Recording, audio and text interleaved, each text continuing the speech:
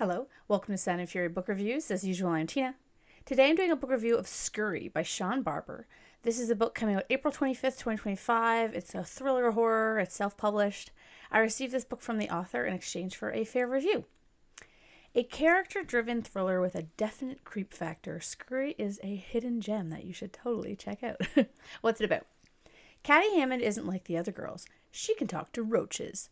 It's not a gift she ever wanted or asked for, but ever since she was a child, it's marked her as different. And in the suburb of Hilly Green, different is just about the worst thing a person can be. After a lifetime as a social pariah, culminating in a bloody and terrifying encounter with a deranged murderer, Caddy left suburbia and never looked back. A decade has passed since then, but now a call from her sick mother brings Caddy home. Not much has changed in Hilly. The houses are still beautiful, the lawns are still immaculate, and the people still smile and gossip and quietly judge their neighbors.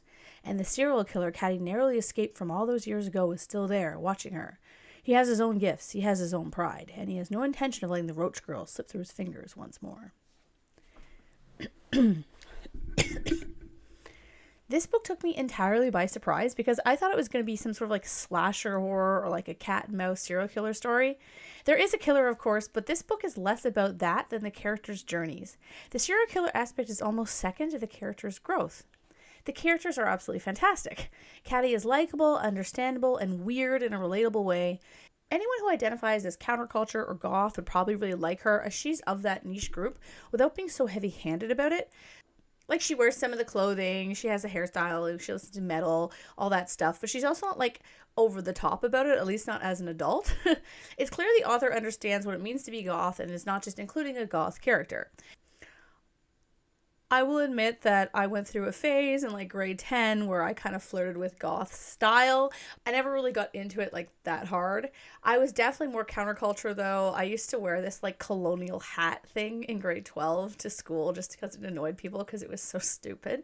I used to wear these terrible pants that I can't believe they let me wear these to school, but they were like lace up on the sides, and they were laced like up all the way to like the belt part, so like you had the skin showing all the way. I can't believe I got away with that at school.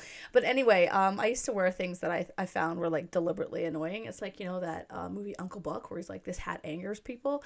I used to wear clothes that deliberately like, annoyed people. I don't really do that now as much, other than like the occasional like graphic t-shirt that I just think is weird.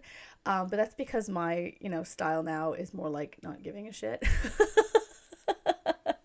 Anyway, Caddy is great because, well, she is similar to how she was in high school. She's not immature. She grows into and broadens her personality since the high school days. So her returning home does feel like someone in their late 20s coming home versus a character who doesn't feel any different than they were at 17. This is something that I'm kind of picky about. I even talked about this in like my last review about The Staircase in the Woods, where the characters didn't feel like they had grown at all. Where in this book, she feels like she really did grow in those 10 years. And I thought that was really, really well done.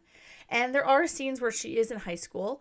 Normally high school story flashbacks, you know, aren't really interesting to me. But in this one, it was really relevant to Caddy's trauma and the plot. And they were actually enjoyable. Mainly because it didn't follow the same trajectory as the other high school trauma stories, you know. While there are a few instances of bullying in this book, they are relatively minor. And most of the story features her bonding with her other, and I say this lovingly, weirdos. As the book says, you need to own your weirdness, take pride in it. The cruelty of your peers becomes, in your eyes, the jealousy of your lessers, of dull and uninteresting sheep. So their dynamic, their really kind of very tight-knit group, made what happens actually tragic instead of feeling contrived or just part of the plot. There was a nice lack of drama, too, amongst her friends, which was refreshing for a story that features teenagers, at least that part. But the bulk of the novel is Caddy as an adult, with her returning home to deal with her dying mother. While it could have used a little bit more about her mother growing up, just to solidify why she was so horrible, you know, when Caddy was an adult, their dynamic was clear, and it provides a lot of tension in the story. Then we have Tierney, I think that's how you say it, a secondary character who gets a point of view as well, and she is great because she's on a journey like Caddy's, but instead of dealing with her past, she's wrestling with her future. The kind of parallels that they have are really well done. Sorry, I still have a cold. I've had this sinus infection forever. Anyway, there's also a child character that is so realistic and brings out a part of Caddy that also bucks stereotypes that was very unexpected and really heartwarming. Honestly, everything about this book is like a lovely surprise. I really love the dynamic between Caddy and Tierney as well, as it's one of reconciliation and perhaps something more. Tierney was likable too, showing that popular girls are also human and, have feelings and emotions, and sometimes they regret what they did in high school. Both women, while they were girls, made mistakes, and now they get a chance to fix it, and I really like that kind of idea. The serial killer aspect is interesting too, because it's one of those where we know who the serial killer is, at least when Caddy is an adult. We don't when she's a teenager. The killer is an abhorrent person with gross views, but in that regard, they're actually scarier than if they were just some kind of like generic ghost faced. Their method and rationale, while terrible, made sense.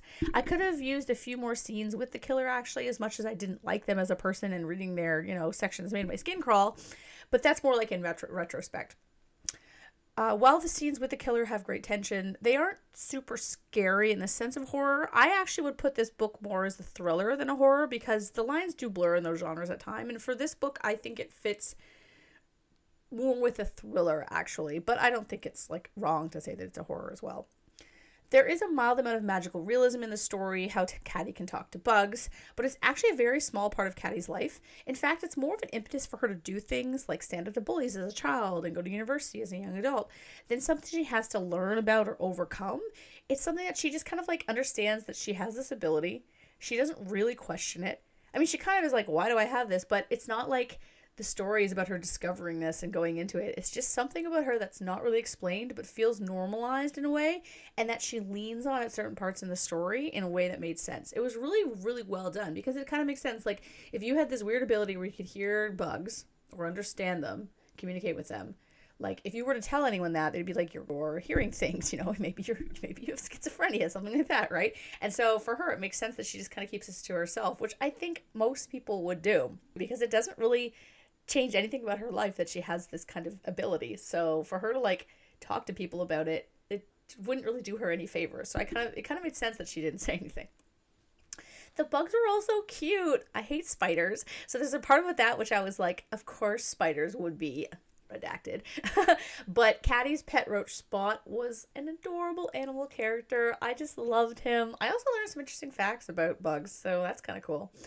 Overall, to wrap up, this is a story about two women, one facing her fears and the other facing a hard truth, and how they overcome these things is because of one another. That was so nice. That was wonderful. I thought it was an excellent novel, and I highly recommend it. I would give it 5 out of 5 stars totally, because it was just so good, and it was unputdownable too. The author has a very kind of immersive, very flowing, great style. So if you're looking for a horror that's not too scary, or if you're more into thrillers, this totally fits that category too. So totally check it out. And thank you again to the author for the review copy. I really appreciate it.